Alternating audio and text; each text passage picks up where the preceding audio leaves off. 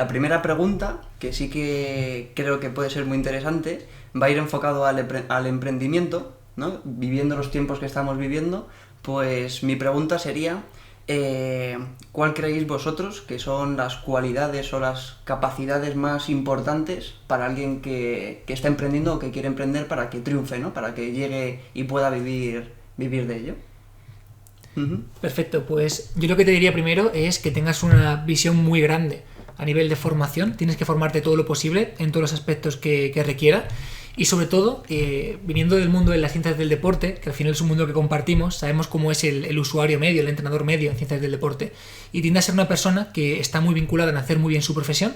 Tienden a ser personas muy perfeccionistas, normalmente bastante científicas, muy centrados en el cliente. Es algo que es lo que se nos enseña en la carrera, hacer esa parte súper bien. Pero lo que yo creo que falta en ese sentido es una visión más amplia, de que quizás son más... Pues más las herramientas, más los sitios en los que tenemos que formarnos. Entonces, por ejemplo, no se nos pasa por la cabeza en formarnos en comunicación, no se nos pasa por la cabeza formarnos en marketing, no se nos pasa por la cabeza formarnos en cómo vendernos, redes sociales, y todo eso al final es algo que se nos queda cojo si no lo trabajamos.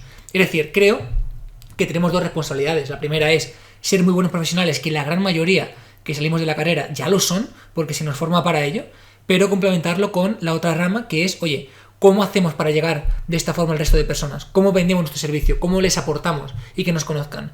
Por lo tanto, creo que hay que complementarlo con una parte más de marketing, de comunicación, de habilidades transversales que nos hagan avanzar en ese sentido. Yo creo que es lo importante. De hecho, además pienso que un muy buen entrenador, pero que no se ponga desde ya a trabajar esta otra parte, en muy poco tiempo se va a tener que quedar fuera. Porque desgraciadamente hay mucha gente que se forma únicamente en esta parte y que no son grandes entrenadores, que le van a comer terreno y le van a comer una gran parte del sector. Así que ya, no solamente por nosotros, sino por responsabilidad grupal y por responsabilidad del sector, tenemos que llegar a cuanta más gente mejor, formarnos en ello e impactar a muchas personas. Sobre todo para que otra gente que no sea tan cualificada, pues no gane ese terreno en ese sentido.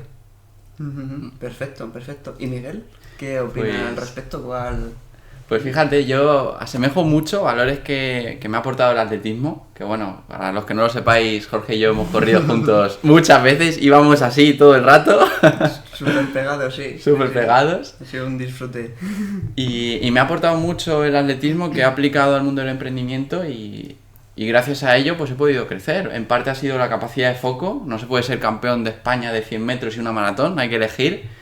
Entonces está claro que hay que formarse, lógicamente, y tener mentores y buena formación, y sobre todo saber hacia dónde te diriges, porque el que no sabe a dónde va no sabe si ya llegó o todavía no, y hay que tener ese foco. Luego también constancia. No pienso que se pueda llegar a tener éxito en un ámbito si no eres constante y no lo das todo prácticamente cada día, aunque no sea todo, pero sí todos los días, paso a paso, a buen ritmo.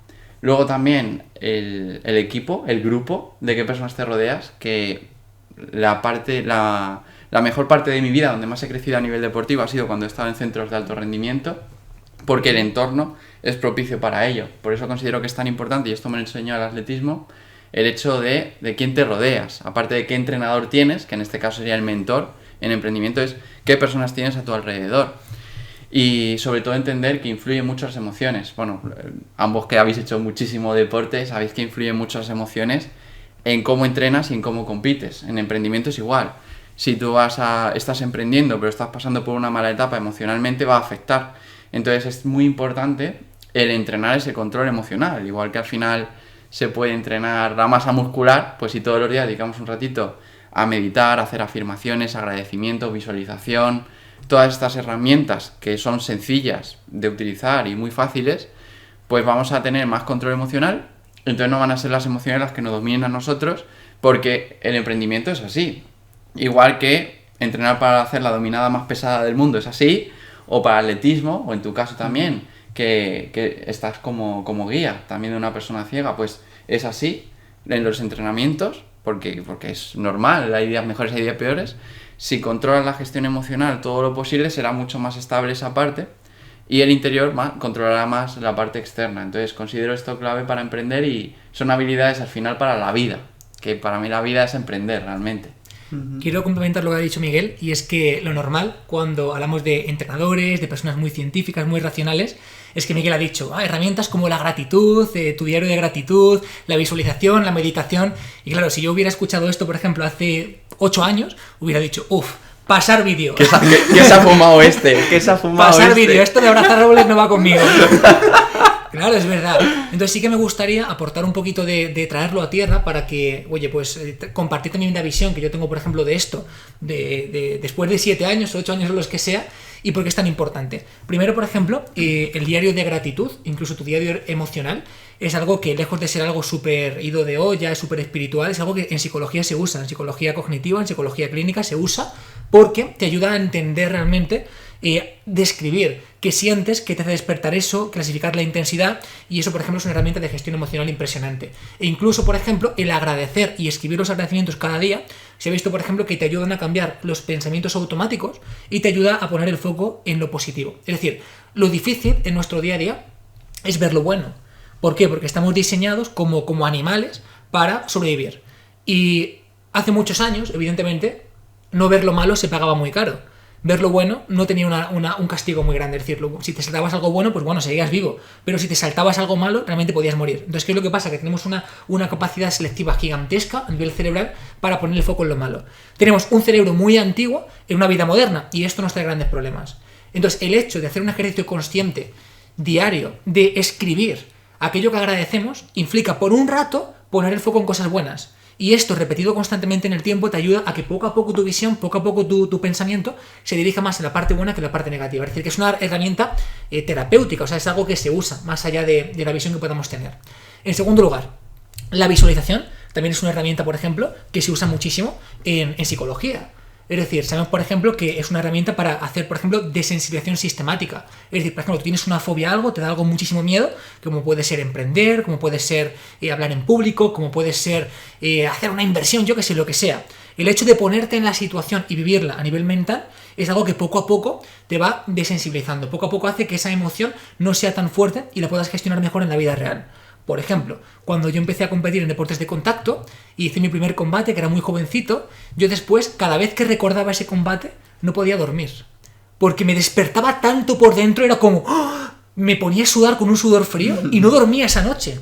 Y entonces, un trabajo que empecé a hacer, que me recomendó precisamente un psicólogo, es todas las mañanas tenía que dedicar unos 20 o 30 minutos a recrear la situación, a sentirla con la máxima intensidad. ¿Para qué? Para que después de hacerlo todo el rato, por la noche, si me llegaba ese pensamiento, que no me afectara tanto. Y la tercera herramienta que ha comentado Miguel, que es impresionante, es la meditación. O sea, hace muchos años, por ejemplo, se pensaba que meditar era algo súper espiritual, para gente que se le había ido la cabeza o que no tenía los pies en la tierra, y al contrario, hoy por hoy tenemos un montón de evidencia científica que respalda que meditar es súper potente. De hecho, por ejemplo, estudios que se han hecho con la meditación comparan, por ejemplo, el deterioro continuo en la materia gris de ancianos y lo comparan, por ejemplo, con otro grupo en comparación con personas que meditan. Y ven cuánto de diferencia no pierde la gente que medita, y esto se atribuye, por ejemplo, pues a esta parte de que no haya este deterioro cognitivo. Sabemos, por ejemplo, que mejora la atención, mejora el foco, mejora tu gestión emocional. Sabemos que está vinculado con activación de ciertas zonas que tienen que ver con la empatía, con la comprensión, con la aceptación. Sabemos, por ejemplo, que la gente que medita no vive la vida tanto con la corteza prefrontal, con la necesidad de control, de que todo esté perfecto, y viven más con la parte de aceptación, que tiene que ver con otras áreas. O sea, que son herramientas que si no las estás incluyendo, de verdad te estás perdiendo un gran potencial en tu día a día. Y vinculándolo con lo que tiene que ver con el emprendimiento, yo te diría, y estoy 100% de acuerdo con Miguel, que vivimos ahora mismo en una época donde el éxito está más democratizado que nunca. Cualquier persona con un talento puede coger una webcam, un ordenador y subir un vídeo a internet y petarlo, pero a nivel extremo.